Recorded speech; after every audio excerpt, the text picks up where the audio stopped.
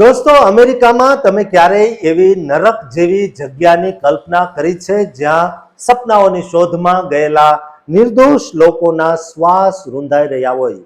એક બાજુ અમેરિકન ડ્રીમની ચમક છે અને બીજી બાજુ અંધારી કોટડીઓમાં તડપતા જીવ. વર્ષ 2026ના માત્ર 3 જ મહિનામાં જે ભયાનક સત્ય સામે આવ્યું છે તે સાંભળીને સૌ કોઈના હૃદય રડી પડશે. આખરે કેમ આ સપનાના દેશમાં માનવતા મરી પરવારી છે અને શા માટે 14 પરિવારોના દીવા હંમેશ માટે ઓલવાઈ ગયા? આ દર્દનાક હકીકત જાણવા માટે વિડીયોને અંત સુધી જોતા રહેજો.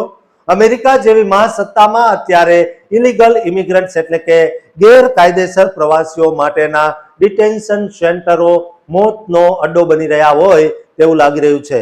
અત્યારે જે ચોંકાવનારા આંકડા સામે આવ્યા છે તેણે આખા વિશ્વની આંખો લાલ કરી દીધી છે.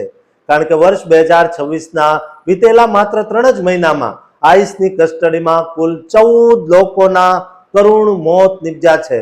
આ કોઈ નાની વાત નથી, પણ અમેરિકાની ન્યાય વ્યવસ્થા અને માનવીય અભિગમ પર એક બહુ મોટું કલંક છે.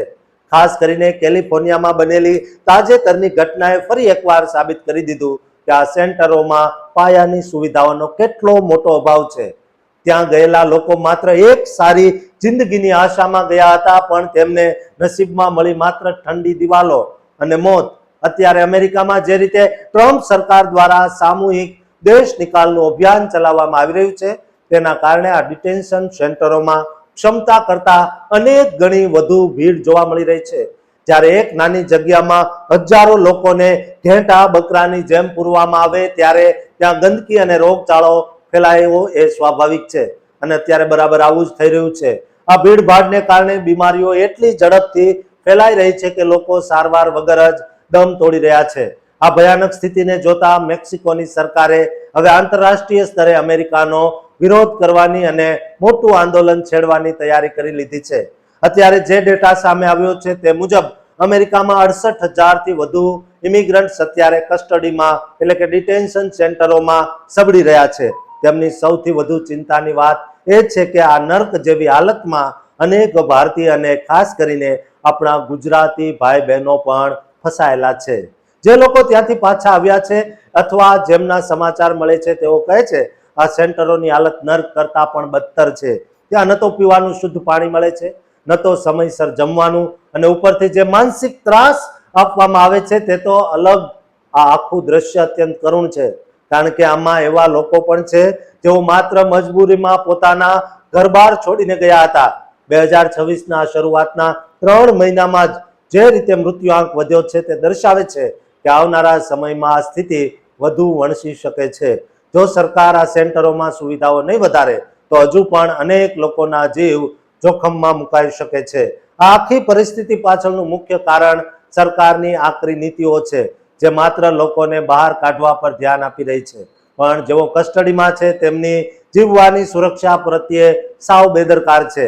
જ્યારે કોઈ ગુજરાતી પરિવારનો દીકરો કે દીકરી આવા સેન્ટરમાં હોય ત્યારે તેના પરિવાર પર શું વીતતી હશે તે વિચારવા માત્રથી ધ્રુજારી આવી જાય છે. 14 લોકોના મોત એ માત્ર આંકડો નથી, પણ 14 પરિવારોના સપનાઓનું ખૂન છે, જેનો જવાબ અત્યારે કોઈની પાસે નથી. આંતરરાષ્ટ્રીય માનવાધિકાર સંગઠનો પણ હવે આ મામલે ચિંતા વ્યક્ત કરી રહ્યા છે. શું દુનિયાનું સૌથી જૂની લોકશાહી ધરાવતું રાષ્ટ્ર આ રીતે માનવીય મૂલ્યોનું શિકાર કરી શકે? અત્યારે 68,000 લોકો જે રીતે ડરના ઓથાર હેઠળ જીવી રહ્યા છે તે અમેરિકાની છબીને વિશ્વ સ્તરે નુકસાન પહોંચાડી રહ્યું છે. ખાસ કરીને કેલિફોર્નિયા જેવા વિકસિત રાજ્યમાં જ્યારે આવા મોત થાય ત્યારે તે વધારે ચોંકાવનારું બને છે. આ સ્થિતિ અત્યારે એટલી હદે વણસી ગઈ છે કે લોકો હવે ત્યાં જવાનું પણ વિચારી રહ્યા છે, અને જેઓ ત્યાં છે તેઓ પળે પળે મોતનો સામનો કરી રહ્યા છે. આશા છે કે આ ગંભીર સમાચાર સરકાર સુધી પહોંચશે અને આ સેન્ટરોમાં સુધારા કરવામાં આવશે, જેથી કરીને ફરી કોઈ નિર્દોષનો જીવ ન જાય અને કોઈ ગુજરાતી પરિવારનો ચિરાગ ન બુજાય. આ અત્યંત સંવેદનશીલ મુદ્દો છે, તેના પર નજર અમારી સતત રહેશે, કારણ કે આ આપણા સમાજના લોકો સાથે જોડાયેલી વાત છે. તેની સુરક્ષા જ આપણી સૌથી મોટી પ્રાથમિકતા હોવી જોઈએ. દોસ્તો, આ અંગે તમારું શું માનવું છે તે કોમેન્ટ બોક્સમાં જરૂર લખજો અને દરેક સુધી આ વિડીયો શેર કરજો, જેથી ટ્રમ્પ સુધી આ વિડીયો પહોંચે, અને આ ચેનલને સબસ્ક્રાઇબ કરવાનું ચૂકતા નહીં.